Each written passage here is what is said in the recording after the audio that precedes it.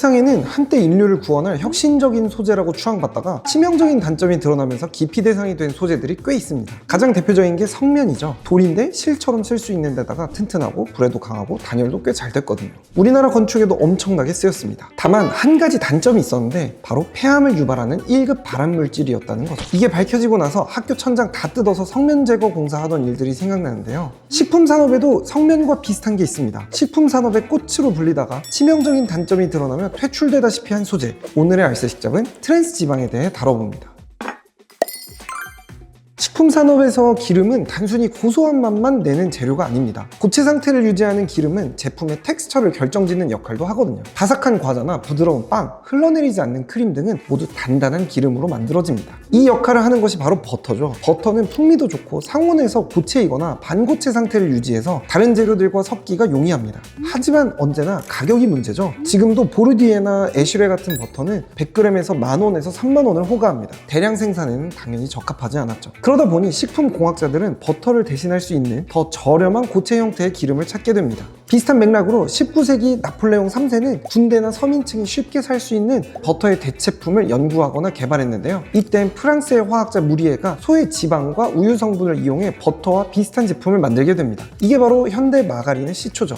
그래도 소의 지방을 사용하니 순 우유를 만들어 사용하는 버터보단 싸도 여전히 가격대가 있었는데요. 식품공학자들은 찾다 생각을 바꾸게 됩니다. 고체인 기름을 찾지 말고 액체인 기름을 고체로 바꾸는 건 어떠냐는 생각을 하게 된 거죠. 지금도 그렇지만 콩기름이나 옥수수 기름 같은 식물성 기름은 버터보다 훨씬 저렴할 뿐더러 대량으로 확보하기도 쉽습니다. 다만 이런 기름은 상온에서 액체로 존재하기 때문에 버터처럼 베이킹 등에 쓰기는 어려웠었죠. 공학자들은 이 식물성 기름에 수소를 첨가하면 액체를 고체 기름으로 만들 수 있다는 걸 알게 됩니다. 이걸 경화라고 하는데요. 이렇게 경화유가 탄생하게 됩니다. 지금도 여러분이 드시는 많은 일반적인 과자들의 뒷면에 보면 이게 들어간 걸 볼 수 있어요. 이렇게 탄생한 마가린이나 쇼트닝은 식품 산업 전반에 빠르게 퍼집니다. 이때 위기감을 느낀 낙농업계는 버터와의 차별점을 두기 위해 마가린의 색을 분홍색으로 하라고 민원을 넣기도 했다고 하죠. 그만큼 마가린의 경제적인 효과는 엄청났습니다. 생각해보면 우리나라도 간장 계란밥을 만들 때 처음에는 버터 대신 마가린을 많이 넣었거든요. 왜냐하면 버터는 비싸니까요. 그런데 시간이 지나자 마가린의 부작용이 보고되기 시작합니다.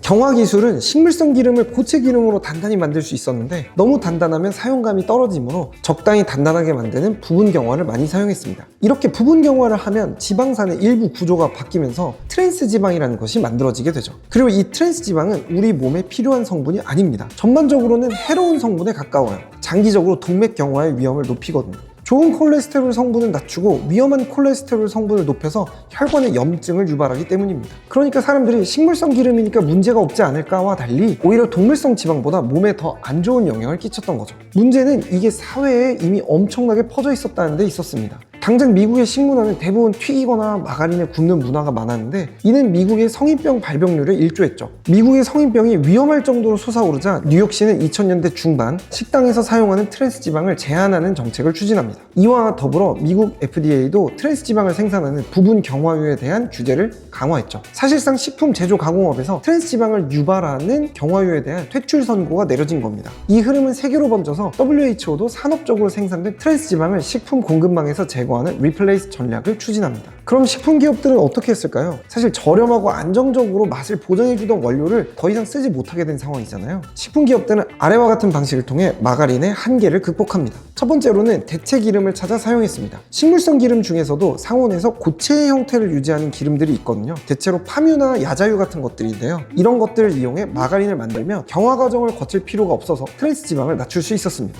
두 번째는 경화 대신에 에스테르화를 쓴 건데요. 아주 간단하게 얘기하면 수소를 주입하는 기존 방법 대신 기름의 구조를 물리적으로 바꾸는 방법을 이용해 고체 기름을 만들었다는 얘기입니다. 이런 방법들을 통해서 기업들은 트랜스 지방을 획기적으로 낮추거나 제로 트랜스에 근접한 제품들을 내놓게 될 수 있었습니다. 그럼 우리는 트랜스 지방을 어떻게 피해야 할까요? 한국에서는 식품 표시 기준을 통해 트랜스 지방의 함량을 표시하게끔 규제하고 있습니다. 100g당 0.2g 미만일 경우에는 트랜스 지방을 0g으로 표시할 수 있거든요. 덕분일까요? 2008년 기준 국산 과자류의 85%가 영양성분표에 트랜스 지방 0g 표기가 가능한 수준으로 트랜스 지방을 사용하고 있습니다. 그렇기 때문에 트랜스 지방과 관련된 걱정은 아무래도 조금은 내려놓으셔도 될 것 같아요. 다만 그렇다고 너무 많이 먹으시면 안 되겠죠. 0.15g이 들어있어도 0g 표시가 되기 때문에 0인 줄 알고 여러 제품을 많이 먹게 되면 낭패를 볼 수도 있습니다. 자, 오늘의 이야기 어떠셨나요? 식품 산업의 꽃으로 추앙받다가 한 번에 나락으로 떨어진 트랜스지방. 개인적으로는 좀 불쌍해 보이기도 하는데요. 하지만 앞으로의 가공식품에서도 건강함을 추구하는 헬시 플레저가 계속되는 만큼 식품업계에서 이런 재료들의 대체는 점차 빨라질 것으로 보입니다. 그러면 저희는 다음 알쓸식잡에서 뵙겠습니다. 저희 이야기가 도움이 되셨다면 좋아요, 구독, 알림 설정을 눌러주시면 감사하겠습니다.